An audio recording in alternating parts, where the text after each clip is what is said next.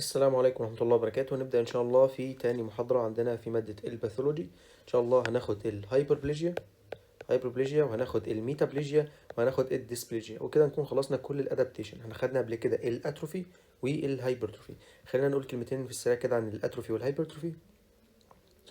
الأتروفي معناها decrease in cell size، ويؤدي ده إلى decrease in organ size. تمام. دي ليها physiological causes وليها pathological causes، وانت المفروض تكون تعديت عليهم يعني. اما الهايبرتروفي معناها زياده في حجم الاورجن نتيجه لزياده في حجم السيل. حجم الخليه هو اللي زاد، فادى ده الى ان عدد او ان حجم الاورجن يزيد. تمام. ان شاء الله النهارده هنبدا في الهايبربليجيا. ايه هي الهايبربليجيا؟ الهايبربليجيا الى حد ما قريبه من الهايبرتروفي، لانها بتؤدي لانكريز في السايز بتاع الاورجن، ولكن ناتج عن انكريز في النمبر، مش انكريز في حجم الخليه. يعني يعني مثلا ممكن نقول مثلا كده كمثال، كان عندك ادي خلية خلية خلية خلية، عندك 4 خلايا. ال4 خلايا دول فجأة بقوا نفس نوع الخلية وكل حاجة، ولكنهم بقوا 5 6 7 أيا كان بقى العدد، فاهمني؟ فدول كانوا 4 خلايا، دول بقوا 7 خلايا. عدد الخلايا، النمبر، هو اللي زاد، مش حجم الخلية. تمام. طيب، زي ما قلنا الهايبربليجيا هو انكريز في النمبر مش السايز. تمام. ده بيكون ليه فيسيولوجيكال كوزز وليه باثولوجيكال كوزز. الفيسيولوجيكال كوز بيكون بسبب الهرمونز وبيكون في البريجنسي. هو احنا سمعنا عن حاجه تانية في البريجنسي بتكون زياده في حجم اليوترس؟ سمعنا عن الهايبرتروفي. طيب ان شاء الله هعمل لك تجمع لهم في الاخر يعني، ومع حاجه كمان. بس عايزك تبقى عارف ان الهايبرتروفي والهايبربليجيا في الغالب بيحصلوا مع بعض. تمام. لان غالبا يعني الاورجن نتيجه لزياده الضغط عليه، فمحتاج ان هو عدد الخلايا بتاعته يزيد، وكذلك حجم الخلايا ذات نفسها يزيد عشان تكون فانكشنال اكتر. تمام. فاحنا عندنا الفسيولوجيكال كوز بيؤدي لزياده عدد الخلايا في اليوترس اثناء البريجنسي، والزياده دي في العدد بيكون مصحوب ليها زياده في الحجم عن طريق الهايبرتروفي. طب ده تحت تاثير ايه؟ تحت تاثير البروجسترون والاستروجين. طيب، كده خلصنا الفسيولوجيكال، وركز عشان هعمل لك تجميع كمان شويه. طيب، بعد كده عندنا الباثولوجيكال، وزي ما قلت لك الباثولوجيكال ده نتيجه لمرض. زي ايه مثلا؟ زي اندوميتريال هايبربليجيا. دلوقتي انت بقى يعني علامات استفهام بقى في دماغك. طب ايه المشكله؟ ما احنا كان عندنا هنا هايبربليجيا عادي وهايبرتروفي كمان، وايه المشكله بقى؟ المشكله هنا ان نتيجه لزياده افراز الاستروجين من غير بريجننسي ولا اي حاجه. يعني دي فيميل في الوضع الطبيعي، فيميل نون بريجننت فيميل. في الوضع الطبيعي بدأ الاستروجين يزيد، فطبقة الاندوميتريوم، في هنا كنت جايب ليها صورة أصلا قبل كده، اللهم صل على النبي. الطبقة دي بدأت إن هي تزيد، تكبر في الحجم. الطبقة دي بتكبر في الحجم. طيب، نتيجة لده إيه؟ نتيجة لده إن لما يكون في منسز، أو نتيجة إن الفيميل دي في السايكل بتاعها العادية في المنسز، هينزل سيفير بليدنج، هينزل سيفير يوتراين بليدنج. نتيجة ليه؟ نتيجة لأن الاندوميتريوم بدأ إن هو يتقطع. تمام. طيب، هعمل لك لها تجميع ان شاء الله كمان شويه. دي اول حاجه في الباثولوجيكال هايبربليجيا. تاني حاجه كومبنسيتوري، وانت برضو سمعت عن الكومبنسيتوري مع الهايبرتروفي. الكومبنسيتوري بيكون فيه حاجتين، اما في البيرد اورجانز او في الليفر. طيب، في الليفر انت اكيد عارف او سمعت قبل كده عن عمليه زراعه فص من الكبد. يعني مثلا ممكن نقول ده كده الليفر، اعتبرنا ده الليفر، وده كده الليفر بيتقسم لتلت وتلتين. لو في واحد الليفر عنده باظ خالص، فاحنا بناخد جزء من الليفر، او حاليا يعني بقيت بتاخد فص من الليفر، فانكشنال لوب. دول كده اناتوميكال لوب، لكن في تقسيمات جوه ان شاء الله هتعرف في الجي اي تي او تسمع عنها يعني. في فانكشنال لوب ممكن تاخد جزء واحد بس عباره عن فين وارتري ودكت مع بعض في جزء كده، وتزرعه عند الراجل اللي هو الشخص اللي عنده تليف في الكبد او كده. عامة اعتبر انت بتاخد التلت والتلتين، فانت تدي التلت ده للشخص المصاب والتلتين دول تسيبهم عند الشخص العادي، فهيبدأ يحصل له هايبربليجيا، والخلايا تنمو وتعيد تجديد نفسها. تمام. ده كده في الليفر، الكومبنساتوري هايبربليجيا في الليفر. طيب، تاني حاجة البيرد اورجانز. فاكر لما كنت قلت لك هنا، لو واحد عنده كدني، لو دي كدني ودي كدني، حصل له مثلا زرعنا الكبد ده، او قصدي الكدني دي خدناها وزرعناها لشخص تاني، او ان الكدني دي بسبب حادثة ما الكدني دي عملنا لها استئصال، فحجم الخلية، قلت لك ان حجم الخلية هيزيد. مش بس حجم الخلية ده، عدد الخلايا كمان هيزيد. فاحنا ممكن ناخد نفس المثال ده كده كوبي، ونروح هنا نعمل له بيست. اهو. فانت مش بس حجم الخليه زاد، لا ده انت كمان عدد الخلايا زادت. ده عن طريق ايه؟ ده عن طريق الكومبنساتوري هايبربليجيا. اخر حاجه، ودي بتبقى من زيادات الدكتوره في الغالب بتقولها، وهي البينايل بروستاتيك هايبربليجيا. يعني ايه؟ تضخم البروستاتا الحميد في الميل. في الراجل بعد سن طويل يعني، او اغلب الميلز يعني لما بيكبروا في السن البروستات بتبدا ان هي تتضخم عندهم عن طريق الهايبربليجيا. وخد بالك ان ده حميد، يعني ايه؟ يعني بيناين، يعني مش بيقلب كانسر في الغالب، مش بيقلب كانسر. تمام. مين بقى اللي ممكن يقلب كانسر؟ اللي ممكن يقلب كانسر بنسبه كبيره يعني هو الاندوميتريال هايبربليجيا. تمام. تمام. كده خلصنا الهايبربليجيا. نقولها تاني: انكريز في السايز بتاع الاورجن نتيجه الانكريز في النمبر مش حجم الخلايا. عدد الخلايا ذات نفسه بيزيد. لو انت عندك 4 خلايا بقوا 7 خلايا. تمام. طيب الاستيمولس بتاع كل الكلام ده هو السيل انجري الطبيعي، ده الاستيمولس بتاعه. طيب عندنا نوعين: فيسيولوجيكال وعندنا نوع تاني باثولوجيكال. فيسيولوجيكال في البريجنانسي نتيجة للهرمونز حجم اليوترس ذات نفسه بيكبر. ما هو الفيميل بريجنانت عندها يعني اليوترس ده اصلا في حجم قبضة اليد. تخيل كده ان قبضة اليد دي المفروض ان هي تحتوي على طفل لسه مولود، ده بيكون حجمه كبير الى حد ما يعني، فالمفروض ان هو يحتوي على طفل. فنتيجة لده لازم اليوترس يكبر عن طريق الهايبربليجيا والهايبرتروفي. تمام. خد بالك دي فيسيولوجيكال. طيب الباثولوجيكال بقى، اول حاجه اندوميتريال هايبربليجيا، وهعمل لك تجميع كمان شويه. دي بتكون بسبب الاستروجين نسبته تزيد، افراز الاستروجين يزيد، ولكن في نون بريجننت فيميل، يعني ست في الوضع الطبيعي فجاه لقيت ان عندها سيفير بليدنج. طب سيفير بليدنج ده ليه؟ لان الاندوميتريوم كان كبير قوي، طبقه الاندوميتريوم كانت كبير قوي، فنتيجه للمنسز هينزل دم كتير، سيفير بليدنج. تمام. تمام. تاني حاجة كومبنساتوري هايبربليجيا، موجودة في الليفر، موجودة في البيرد اورجانز. في الليفر لو عملنا فص كبد، او خدنا فص كبد من عند شخص واديناه لشخص تاني كان عنده تليف في الكبد، او الكبد عنده كان بايظ، فالفص الصغير ده هيكبر ويدي الكبد الطبيعي، والكبد الطبيعي ده هيكمل الفص اللي ناقصه. تاني حاجة البيرد اورجانز، لو عندنا كدني اهي وكدني اهي، دي اتشالت لسبب ما، فالكدني التانية دي هتكبر في حجم الخلايا وفي عدد الخلايا. الحجم هيكبر عن طريق حجم الخلايا، هيكبر عن طريق الهايبر تروفي، وعدد الخلايا هيكبر عن طريق الهايبر بليجيا. اخر حاجه البينايل بروستاتيك هايبربليجيا في الميل في الاولد ايج. البروستات جلاند بتبدا ان هي تكبر في الحجم، تكبر في الحجم. ده بيكون بناين، مش بيعمل تيومر. تمام. تمام. ما تنساش ان الهايبرتروفي والهايبربليجيا غالبا usually occurs together. طيب امتى بيحصلوا مع بعض؟ في البريجنانسي، في البيرد اورجانز. تمام. طيب هل ممكن يحصلوا في السكيلتال ماسل والكاردياك ماسل؟ الاجابه لا. طب ليه؟ لان انت عارف ان الكاردياك ماسل والسكيلتال ماسل ما عندهمش القدره على الانقسام. الكاردياك ماسل والسكيلتال ماسل مش بينقسموا، ولكن مثلا لو واحد راح الجيم كده وعمل عضلات، فهو عن طريق حجم العضله وحجم الخلايا بتاعه العضله بتكبر. طيب الكاردياك التضخم في عضله القلب نتيجه لضغط الدم عالي.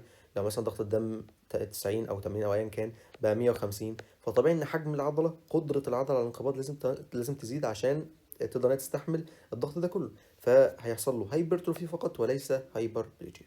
كده نكون شرحنا الهايبربليجيا. برضه عشان ما اكونش نسيت، كنت قايل لك عامل تجميع كده في الفيميل: فيسيولوجيكال وباثولوجيكال. طيب ايه الفيسيولوجيكال اللي ممكن يحصل اثناء البريجنانسي؟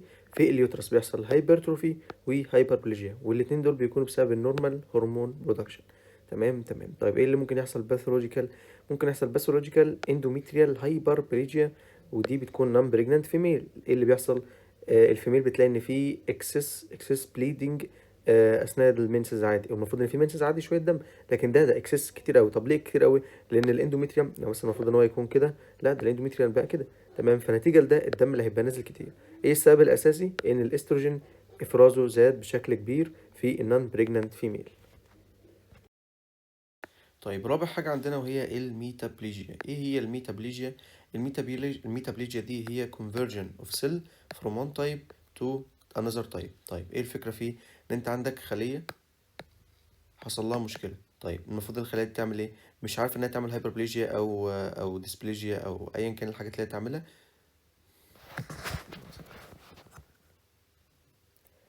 conversion of cell from one type to another type which is more resistant. طيب هل هي تحول لأي نوع كده؟ يعني مثلا ممكن خلية في النسيج الإبيثيليوم تحول لخلية في الكونكتيف تيشو؟ لا، لازم تكون من نفس الكاتيجوري. يعني خلية إبيثيليوم تتحول لخلية إبيثيليوم، خلية من الكونكتيف تيشو تتحول لخلية من الكونكتيف تيشو.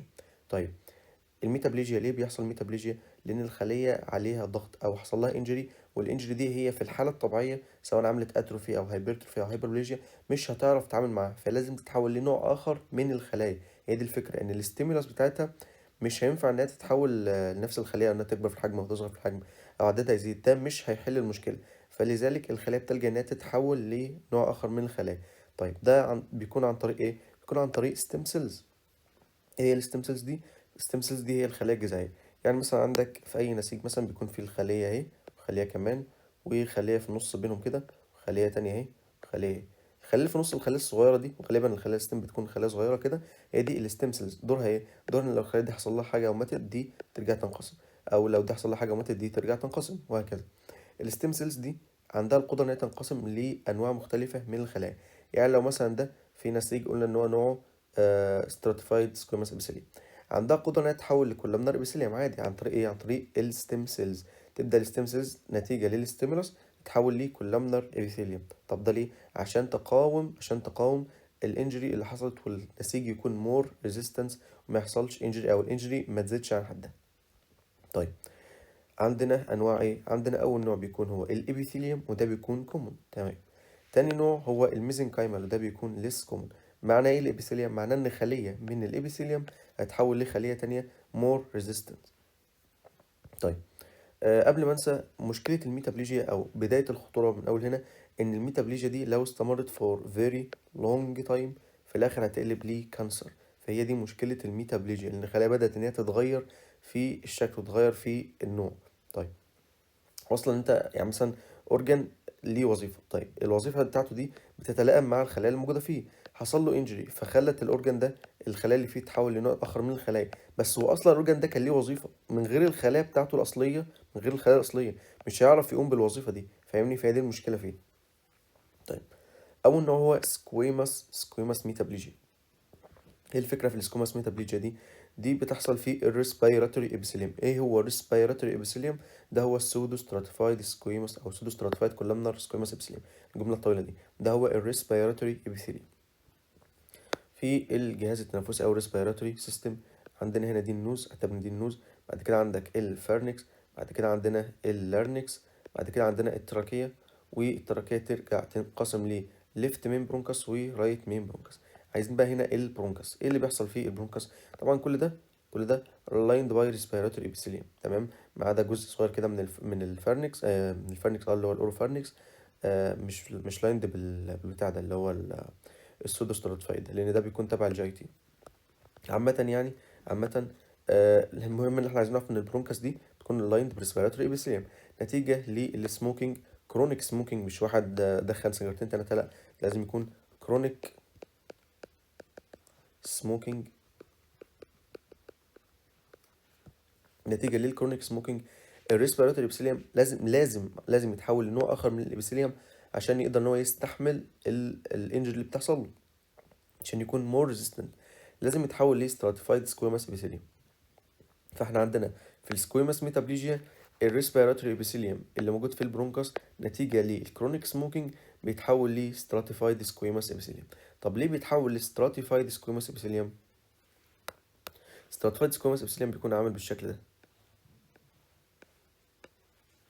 على ما اذكر يعني من الهيستولوجي، ان هو بيكون عبارة عن خلايا كتير وطبقات كتير، طبقات كتير فوق بعضها كده، طبقات كتير فوق بعضها، يقدر ان هو يتحمل اي شوك او اي كرونيك اريتيشن بتحصل له. تمام. فهي دي الفكره من الريسبيراتوري السكويماس ابيثيليوم، ان هو يقدر يتحمل اكتر من اسمه إيه ده الريسبيراتوري ابيثيليوم. فنتيجه للسموكينج هيتحول لسكويماس ابيثيليوم، طبعا عشان يتحمل الضغط وكده. طيب تاني نوع هو الكولامنر ابيثيليوم. معنى الكولامنر ميتابليجيا ان الخلايا اللي كانت نوع معين زي مثلا النون كراتينوز ستراتيفايد سكويماس ابيثيليوم هيتحول لي كولامنر ابيثيليوم. طب ده ليه؟ عشان يقدر يستحمل الضغط اللي عليه. تعالى نرسمها هنا.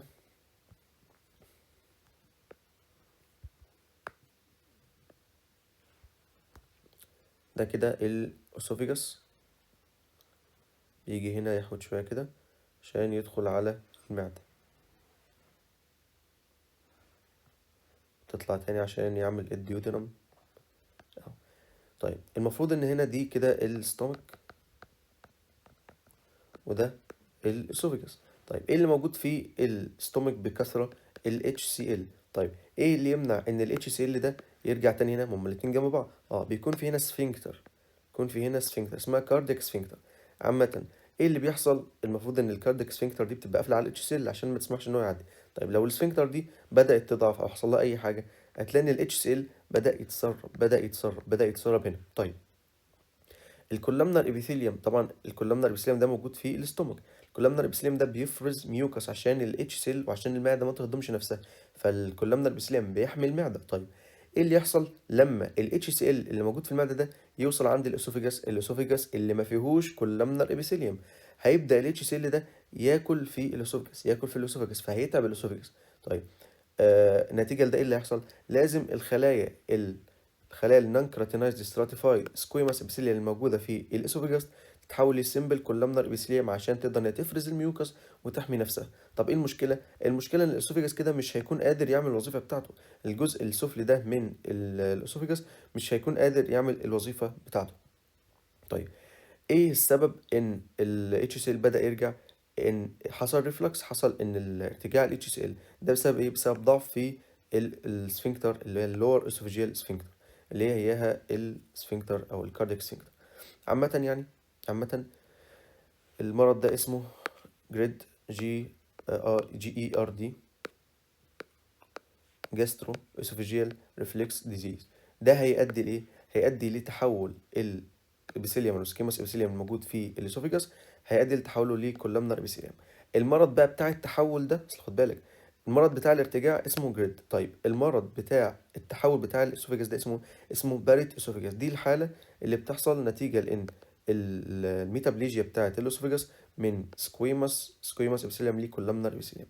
الحالة اسمها باريت أوسوفيجاس، وده اسم مهم جدا، باريت أوسوفيجاس. خد بالك برضو ستيمولاس از ديزيز، أو نقول مثلا ده هو.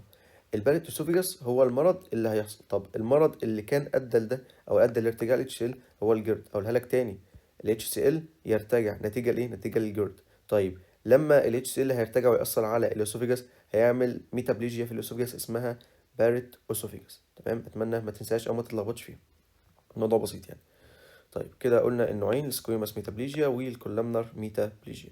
كده احنا خلصنا الابيثيليان ميتابليجيا، وما تنساش ان هو ده الموست كومن. طيب تاني حاجة عندنا هي الميزنكايمال ميتابليجيا. الميزنكايمال ميتابليجيا دي بتكون ليست كومن وبتحصل في الكونكتيف تيشو. طيب النوع اللي عندنا حاجة اسمها مايوسايتس اوسوفيكيشن. مايوسايتس اوسوفيكيشن. طيب دي بتحصل في ايه؟ بتحصل في المصل. نتيجة ليه؟ نتيجة للبون فراكشر. عندك هنا بونز وهنا بونز، لو حصل فراكشر فيها فالبونز دي هتعور العظم، او هيبدأ كده بعد نتيجة للفراكشر. لو حصل فراكشر للبون، انت شايف في الاكس راي دي الحاجة اللي لونها فاتح او اللي لونها واضح دي هي البون. طيب الحاجات التانية الغامقة اللي حواليها دي المسلز. لو حصل فراكشر للبون هنا، هيبدأ ان المسلز اللي حواليها يبدأ يتكون فيها عظم نتيجة لإيه؟ نتيجة للفراكشر بتاعة البون. تمام؟ دي بتكون ليس كومن الحمد لله، يعني الحاجات الخطيرة دي بتكون ليس كومن. متنساش ان الاستيمولس بتاعها هو المسل فراكشر. تمام. نراجع عليهم تاني: ميتابليجيا conversion of cell from one type to another type، ولازم تكون من نفس نوع الخلايا. يعني لو خلايا ابيثيليوم تحول لخلايا ابيثيليوم، لو كونكتيف تيشو تحول لكونكتيف تيشو. علينا نوعين من الميتابليجيا: الابيثيليال ميتابليجيا والميزنكايمال ميتابليجيا. الابيثيليال ميتابليجيا فيها نوعين، فيها سكويماس ميتابليجيا وكولامنار ميتابليجيا. معنى سكويماس ميتابليجيا ان خلايا من نوع اخر هتتحول لسكويماس. المثال اللي علينا ايه؟ ريسبيراتوري ابيثيليوم. الريسبيراتوري ابيثيليوم ده موجود في البرونكاس نتيجه للسموكينج او كرونيك سموكينج، ان واحد بيدخل لفتره طويله. الريسبيراتوري ابيثيليوم اللي مش قادر يستحمل الضغط اللي عليه هيتحول لمور ريزيستنت ستراتيفايد سكويماس ابيثيليوم. طيب الكولامنار ميتابليجيا قصدي معناها ايه؟ معناها ان في نوع من الخلايا هيتحول لكولامنار ابيثيليوم عشان يقدر ان هو يستحمل الضغط اللي عليه. النوع اللي علينا هو النون كراتينايز ستراتيفايد سكويماس ابيثيليوم اللي موجود في الاسوفيجاس نتيجه للجرد اللي هو جاسترو اسوفيجيال ريفلكس ديزيز. ان اللور اسوفيجيال سفنكتر مش قويه وما عادتش بتحبس الاتش سي ال جوه المعده، هيبدا يتسرب اتش سي ال، يبدا يتسرب اتش سي ال نتيجه لوجود الاتش سي ال هنا. ارسم لك اهي، نتيجه لوجود الاتش سي ال هنا لفتره طويله، اتش سي ال هنا، اتش سي ال هنا، يبدا ان هو يأذي الاسوفيجاس، يبدا ان هو يأذي الجزء السفلي من الاسوفيجاس. فنتيجه للاذيه ده او للانجري ده لازم الخلايا تتحول لنوع اخر مور ريزيستنت. لما تتحول لنوع اخر مور ريزيستنت بالميتابليجيا، تعمل كولامنر ميتابليجيا. المرض ده في الاسوفيجاس اسمه باريت اسوفيجاس. تمام. اتمنى الموضوع يكون بسيط. اخر حاجه هو الميزنكايمال ميتابليجيا، وده بيكون ليس كومن، بيحصل في المسل فراكشر. تمام، المسلز او بيحصل في البون فراكشر عفوا. المسلز اللي جنب البون بيبدا يحصل لها اوسيفيكيشن، والمرض اسمه مايوسايتس اوسيفيكيشن. ما تنساش ان لو الموضوع ده استمر لفتره طويله هيقلب ليه كانسر. تمام. طيب، اخر حاجه خد بالك منها، الكولومنار ابيثيليوم مور ريزيستنت تو اتش سي ال، والسكويموس ابيثيليوم مور ريزيستنت تو سموكينج. تمام، دي كده الميتابليجيا. حاجة بس عايزك تاخد بالك منها، وهي ان الكولامنر ابيثيليوم اللي هو اصلا موجود في المعده يقدر يستحمل اتش سي ال اكتر او مور ريزيستنت تو اتش سي ال.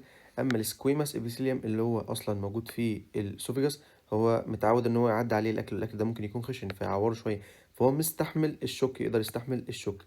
تمام. فدي صور جميله لقيتها اصلا من اوزموزس بعد ما خلاص شرح الحته دي، فقلت برضه احطها لك تاني عشان نشوفها. دي الصوره اللي بتوضح لك الميتابليجيا اللي هتحصل نتيجة للسموكينج. ده الكولامنر ابيثيليوم العادي او السودوستاتيفايد كولامنر ابيثيليوم الموجود في الريسبيراتوري سيستم. نتيجة للكرونيك سموكينج هيتحول لستراتيفايد سكويموس ابيثيليوم. تمام. بعد كده هنتكلم عن الديسبليجيا.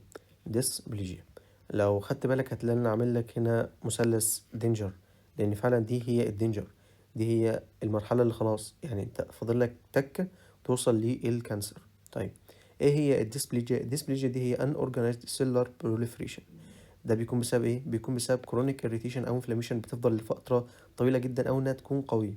طيب، آه ده بسبب ان هي ده بسبب كرونيك اريتيشن او انفلاميشن، او كرونيك انفلاميشن بيفضل لفتره طويله جدا. في الغالب بيحصل في الابيثيليوم. ليه بيحصل في الابيثيليوم؟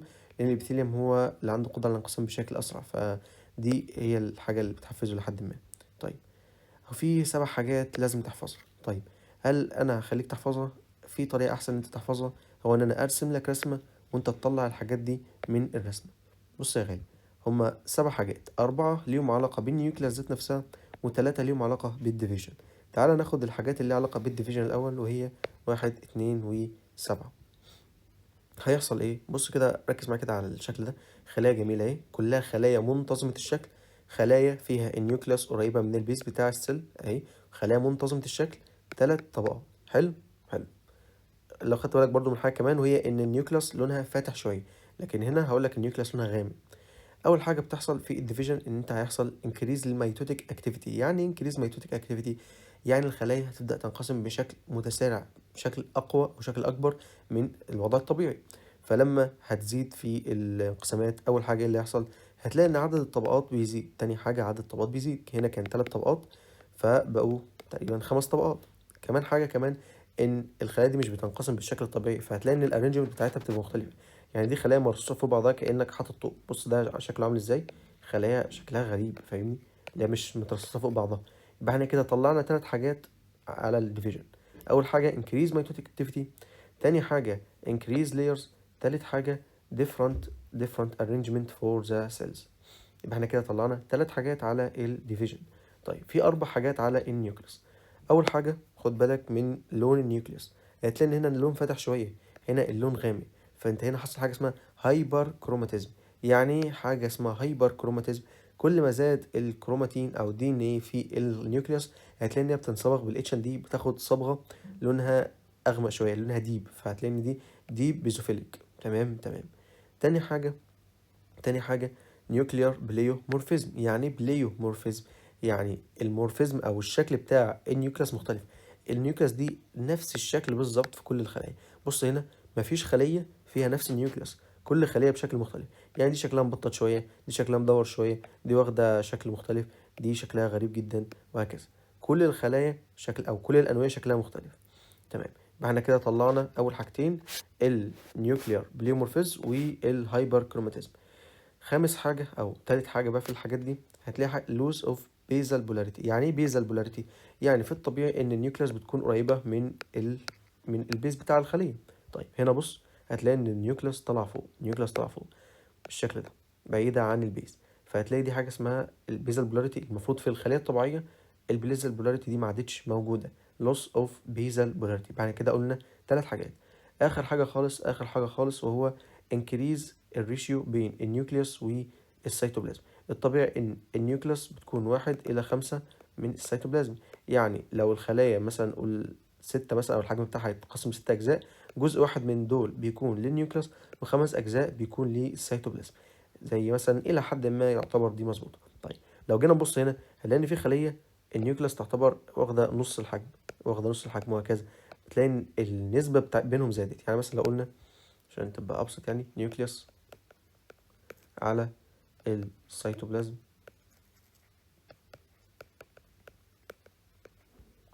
بتكون في الطبيعي 1:5. تمام.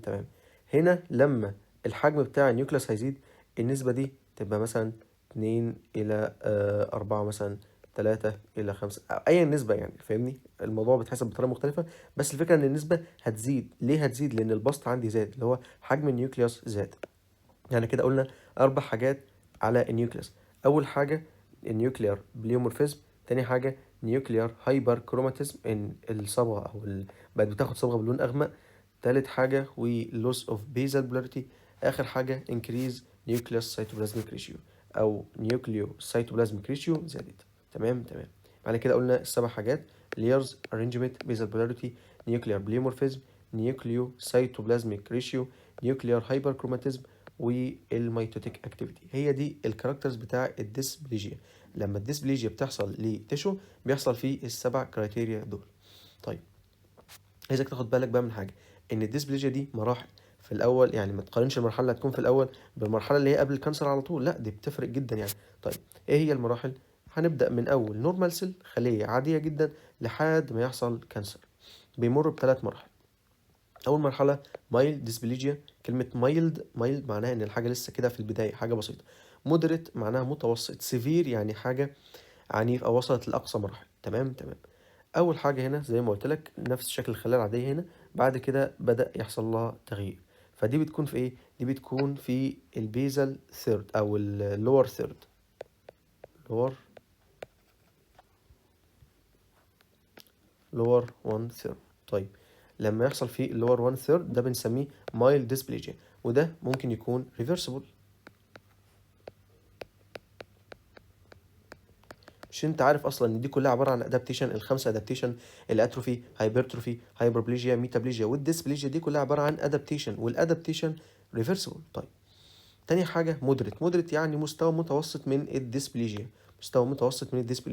طيب دي بتكون واخده قد ايه من التشو؟ دي بتكون واخده اللور 2 ثيرد، اللي دي اعتبرها اختصار للور عشان بس ما اكتبش الجمله كلها. طيب دي بتكون مودريت لما ياخد اللور 2 ثيرد.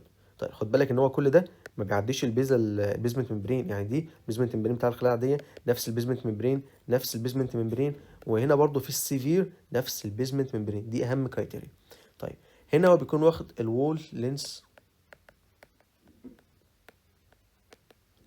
اوف تيشو، ولكن نقول هنا but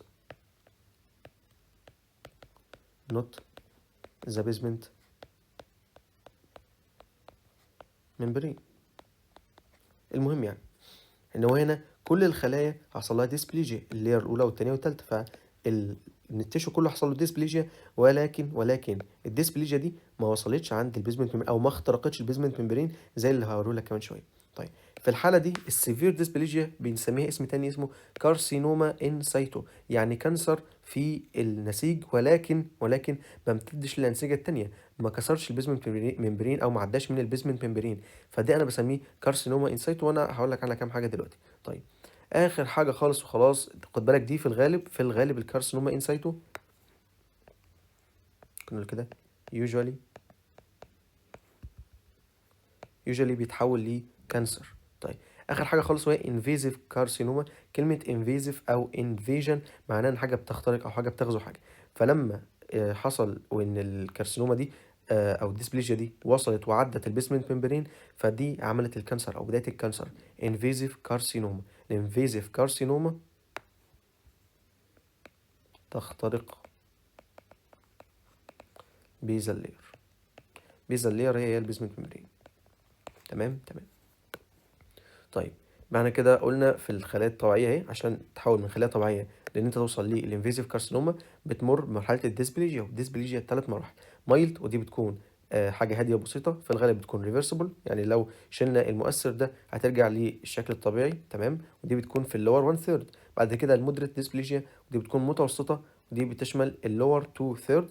اخر حاجه قبل الكانسر السيفير ديسبليجيا، اللي بتكون واخده وول لينس اوف ذا تيشو اكسبت البيزمنت ممبرين او البيزل لاير ما بتوصلهاش. تمام. ودي ليها اسم تاني كارسينوما انسايتو. في الغالب الكارسينوما انسايتو دي للاسف بتقلب على كانسر. طب ليه بتقلب على كانسر؟ لان دي مراحل متاخره جدا من الديسبليجيا. عشان تبقى اسمها انفيزيف كارسينوما لازم تخترق البيزمنت ممبرين بالشكل ده وتطلع الخلايا دي. تمام. انفيزيف كارسينوما هي بدايه الكانسر، لازم تخترق البيزل لاير. طيب ايه هي الكارسينوما انسايتو يا دكتور؟ الكارسينوما انسايتو دي سيفير فورم اوف ديسبليجيا. سيفير فورم اوف ديسبليجيا ليه؟ او يعني ايه الفكره ان هي بتاخد كل اللينس بتاع التيشو. تمام. ولكن اهم حاجه but does not invade the basement membrane. تمام. خد بالك ان دي بتكون بري كانسرس ليشن، يعني اصابه ما قبل الكانسر، او في الاخر في الغالب يعني بتؤدي لكانسر. عافانا الله واياكم وشفى الله مرضانا ومرضى المسلمين. تمام. آه بس كده دي كل حاجه على اللي شرحناه في المحاضرة من المذكرة. تمام. احنا خدنا في المحاضرة دي الهايبربليجيا والميتابليجيا والديسبليجيا. أول حاجة الديسبليجيا، إيه هي الديفينيشن بتاعها؟ أول حاجة هو increase للأورجان، increase size of organ، نتيجة لإنكريز للسايز بتاع السيل، أو increase النمبر عفوا، increase النمبر لو السايز تبقى هايبرتروفي. طيب ايه الكوزز؟ الكوزز ممكن تكون فيسيولوجيكال، ممكن تكون باثولوجيكال. الفيسيولوجيكال هي الهايبربليجيا بتاعه البريجنانت يوترس، وقلت لك ان دي بتكون واخده كل الطبقات بتاعه اليوترس زي الاندوميتريوم والمايوميتريوم والبيريميتريوم. طيب ايه هي الباثولوجيكال كوزز؟ الباثولوجيكال كوزز زي الاندوميتريال هايبربليجيا، هي هايبربليجيا فقط لطبقه الاندوميتريوم. طب دي بتكون بسبب ايه؟ دي بتكون بسبب اكسس استروجين ريليز. طيب الفسيولوجيكال بتكون في البريجنانت فيميل، اما الباثولوجيكال بتكون في الفيميل العاديه. فجاه واحده متعوده ان في كميه معينه من الدم في المنسترول سايكل او في المنسز بينزل عليها، فجاه لقت كميه دم كبيره جدا. ده نتيجه لايه؟ نتيجه لاكسس استروجين ريليز. طيب تاني حاجه من الهايبربليجيا اسمها كومبنساتوري هايبربليجيا. الكومبنساتوري هايبربليجيا دي تكون في حاجتين، اما في البيرد اورجان نتيجه ان انت شلت واحد منهم فالتاني لازم يكبر في الحجم. تمام. او في الليفر. تمام. نتيجه لان مثلا حد عمل عمليه زراعه كبد، او واحد اتبرع بفص من الكبد بتاعه لمريض. تمام. فالكبد عنده القدره ان هو ينقسم ويعوض الجزء ده. تمام. برضو حاجه هتلاقيني ضفتها لك في المذكره لما تيجي تشيلها ان شاء الله، وهي البينايل بروستاتيك هايبربليجيا. بيناين بروستاتيك هايبربليجيا. تمام. النوع اللي بعد كده هو الميتابليجيا. والميتابليجيا هي خلية اتحولت لنوع آخر من الخلايا ولكنه من نفس الكاتيجوري، يعني ابيثيليوم تحول لي ابيثيليوم، كونكتيف تيشو تحول لي كونكتيف تيشو. طب ده نتيجة لإيه؟ نتيجة لأن النوع الأولاني من الخلايا عليه انجري أو عليه لود مش قادر إن هو يعمل له ريزيستنس، فلازم يتحول لنوع آخر أقوى وأكثر على التحمل. طيب علينا نوعين، الميتابليجيا اللي بيحصل في الابيثيليوم، والميتابليجيا اللي بتحصل في الكونكتيف تيشو. في الابيثيليوم بنسميه ابيثيليال ميتابليجيا، وفي الكونكتيف تيشو بنسميه ميزنكايمال ميتابليجيا. اهم حاجه تعرف ان الميكانيزم بتاعها بيكون عن طريق الستيم سيلز، وكذلك تعرف ان دي بتكون بري كانسرس او ممكن تقلب لي كانسر. اللي بيكون بري كانسرس ليشن، يعني المصطلح اللي اتذكر بالتحديد هو في الديسبليجيا، بس ده برضو ممكن يقلب لكانسر. تمام. زي ما قلت لك التايبس، عندك السكويماس ميتابليجيا، وده بيكون الموست كومون تايب اوف ميتابليجيا. تمام. المهم في ايه؟ في ان الخلايا بتاعه البرونكاس او الريسبيراتوري ابيثيليوم الموجوده في البرونكاس بتاع السموكر بيتحول لنوع اكثر قوه، زي ايه؟ زي سكويماس ميتابليجيا. طيب ده في سودو ستراتيفايد كولامنار سيليتد بيتحول لستراتيفايد سكويماس ابيثيليوم. تاني حاجة الكولامنر ميتابليجيا. الكولامنر ابيثيليوم موجود طبيعي في الاستومك ولكنه مش موجود في الاسوفجس. لما يحصل جيرد الجاسترو اسوفيجيال ريفلكس ديزيز بيؤدي ان الاتش سي ال الموجود في المعدة واللي المعدة بتحمله عادي عشان عندها كولامنر ابيثيليوم بيطلع للاسوفجس. طب لما يوصل الاسوفجس، هل الاسوفجس طبيعيا او فسيولوجيا يقدر يستحمله؟ لا، ما يقدرش يستحمله. فهيؤدي ذلك لايه؟ الخلايا اللي موجوده هنا في الاسوفجس لازم تحول لنوع اخر من الخلايا عندها القدره على انها تستحمل ال HCl. هل ده طبيعي؟ في الوقت الطبيعي لا، لان هو الخلايا الموجوده فيها في الحاله الطبيعيه بتعمل فانكشن. طب الخلايا دي اتغيرت، هل هتعمل فانكشن؟ لا. طيب المرض اللي هيحصل في الاسوفيجاس بنسميه بارت اسوفيجاس. طيب المرض اللي حصل في الاستومك وادى ان الاتش سي اللي يرتجع اسمه جاسترو اسوفيجيال ريفلكس. تمام. طيب المرض اسمه بارت اسوفيجاس. اخر حاجه خالص الميزنكايمال ميتابليجيا، وده بيكون ليس كومن نتيجته او السبب بتاعه ايه؟ السبب بتاعه البون فراكشر بيؤدي لفورميشن اوف بونز ان ذا ماسل. دي كده الميتابليجيا. اخر حاجه خالص الديسبليجيا. قلت لك هو ديس اوردر سيلولار ديفلوبمنت بيكون بسبب كرونيك اريتيشن او كرونيك انفلاميشن. قلت لك هو 7 اسباب او 7 كرايتيرياز بتحصل. ممكن نقسمهم ل 3 ديفيجن و4 نيوكليوس عشان تقدر تحفظهم بكل سهوله. 3 ديفيجن انكريز ميتوتيك اكتيفيتي، الخلايا تبدا تنقسم. فلما تنقسم هيحصل لها ان الترتيب بتاعها الترتيب الجميل ده الترتيب ده هيختل، وكذلك ان عدد اللايرز هيزيد. دي كده قلنا الديفيجن. طيب الاربع حاجات الموجوده في اللهم صل على الحبيب. الاربع حاجات الموجوده في النيوكليوس، اول حاجه هايبر كروماتيزم. الهايبر كروماتيزم معناه ان اللون بتاع النيوكليوس لما يتصبغ بالاتش ان دي بيبقى اغمق، بيبقى ديب بيزوفيليك. تاني حاجه البليومورفيزم، النيوكليوس بليومورفيزم، ان الخلايا او الاشكال بتاع النيوكليوس بيكون مختلف. تالت حاجه انكريز نيوكليو سيتوبلازميك ريشيو، ان حجم النواه مقارنه بحجم السيتوبلازم بيزيد. اخر حاجه خالص هو لوز اوف بيزال بولاريتي، ان اللهم صل على الحبيب، ان النيوكليوس بتكون على مستوى واحد من البيز بتاعه البيزمنت ممبرين. لا، الحاجات دي بتختلف خالص نتيجه للديسبليجيا. ديسبليجيا 3 مراحل. ده كده النورمال سيل، ده كده اللهم صل على الحبيب، ده كده الكانسر او الانفيزيف كارسينوم. اول حاجه عندك هنا ده الوضع الطبيعي. بعد كده حصل عندك شويه ديسبليجيا. الديسبليجيا دي موجوده فين؟ موجوده في اللور ثيرد وما اخترقتش البيزمنت ممبرين. طيب بعد كده السيفير بقت في اللور تو ثيرد، المودريت في اللور تو ثيرد. السيفير اللي بتكون كارسينوما انسايتو، على فكره دي اصلا يعني دي حاجه تانية تقريبا، دي هي الكارسينوما انسايتو عامه يعني. الصور دي بتتكلم على حاجه تانية عامه يعني. المهم زي ما قلت لك، لحظه هي موجوده اهي. ده النورمال، ده اللور 1 ثيرد المايلد، اللور 2 ثيرد المودريت، اللور او اللينس كله بتاع التيشو ده بيكون السيفير ديسبليجيا واسمه كارسينوما انسايتو. في الغالب بيقلب ليه؟ ليه مالجنانت او انفيزيف كارسينوما. دي كده انفيزيف كارسينوما، ودي كده الكارسينوما عن طريق البلاد فيزل اللي موجود جنبها بعت ميتاستاسيس لباقي الاورجانز عشان ينتشر. تمام. دي كده الديسبليجيا. اعتقد كده كل حاجه. بالتوفيق ان شاء الله يا دكاتره، واشوفكم في المحاضره الجايه.